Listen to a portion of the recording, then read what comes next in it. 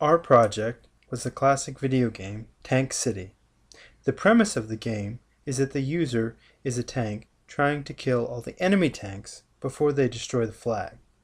The game ends if the enemy shoots the flag or the user runs out of lives. The game continues to the next level if all of the enemy tanks are destroyed. The game screen is divided into two sections, the gameplay area and the game info. The game info is the level, tanks to kill, score, and user lives. The gameplay area shows all of the tanks and the bullets and the blocks that are active in the current game. The primary actions of the game are the interactions between all of the moving objects. The following are the primary actions for the game. First, the user shoots an enemy tank. Whenever an enemy tank is shot, the tanks to go count is decremented, the score is incremented, and the tank is removed from the screen and respawned elsewhere if there are that many more tanks to go. Second, the enemy shoots a user tank. Whenever a user tank is shot, that user's lives are decremented, and the user is removed from the screen and respawned elsewhere if the lives are. Third, any tank shoots a block. Whenever a block is shot, the block is removed from the screen. Fourth, the enemy shoots the flag. Whenever the flag is shot, the game ends and the screen freezes with the game over screen.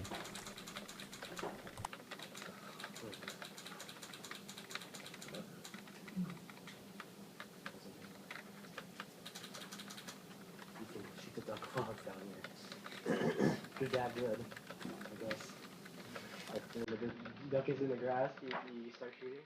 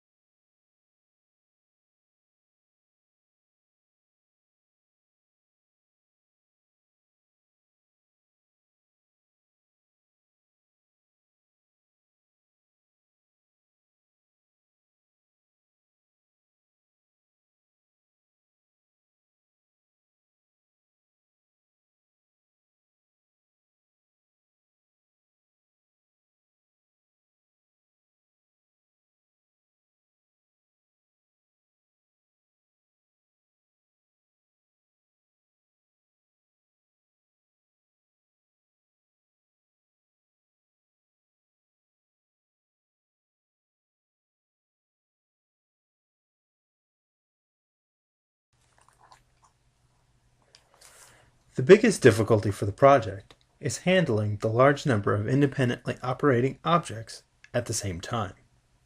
Our game has 4 enemy tanks, 2 user tanks, and up to 6 bullets independently moving around the screen at the same time.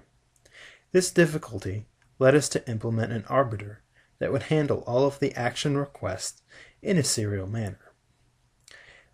However, even processing the requests serially led to many difficult corner cases. For example, a bullet can hit a block, a tank, or another bullet. If the bullet hits a tank, then that tank's pending request is no longer valid, and that tank has to be told so. Another related difficulty stems from the design choices that we made early on.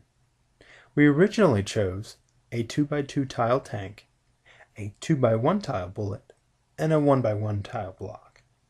The 2x1 tile bullet causes the most issues because now a bullet can hit multiple objects from multiple orientations. For example, a bullet can hit any combination of 1 or 2 tanks, blocks, or other bullets from various orientations. These various orientations and corner cases make the state machines of the game very complicated and hard to debug, because now, instead of just having to compare a single point of an object, you have to look for multiple points of an object. A third difficulty comes with keeping the user interface in sync with the game state machine. The easier parts of this is the tanks to go, score, level, and user lives, because this information can be directly gotten from registers in the game state machine. The harder parts of this is syncing all of the tanks and bullet positions and orientations over time. Our solution to this was in the division of labor of the modules. For example, the AI and user modules hold a position and direction information and speaks a move information to the game state machine. The game state machine holds the game info and translates the move command info into an action info for the tiler to consume. The tiler will then translate the actions into multiple individual tiles. Finally, the VGA module converts the tiles into individual pixels that can be consumed by the monitor. This division of labor enables each piece to do small amounts of work and that are easier to debug and easier to build by themselves. The one place where we let too much happen is in the game state machine. This part of our design is very complicated because of 2 reasons. First, it has to communicate with many other modules. It talks to 2 RAMs, 2 ROMs, the arbiter, and the tiler. It has to convert move commands from the arbiter and AI user into actions that the tiler can consume. Secondly, it has a high computational effort. It does all of the checking for the valid moves and collisions for every object in the game. Even though all of the individual tile drawing information is not known to the game state machine, it's still very large and complicated. The solution to this problem would have been to break this one large singular state machine up into several smaller state machines that work together. However, this was not done due to the time constraints of the project. As far as testing the design is concerned, there were several small test benches built for the AI, game FSM, and tiler/VGA. However, it was difficult to debug these modules in simulation for 2 reasons. First, the design action times of the AI movement and the VGA display were very slow, so many clock cycles of time had to be run to get any meaningful data shown in simulation. The second, the outputs of the blocks were hard to interpret on their own. For example, the VGA outputs RGB signals for each pixel, which is hard to determine if you're actually displaying what you think you are. Since the tiler and VGA blocks were working very early on, most of the debugging for the game FSM and the AI were done on the FPGA itself.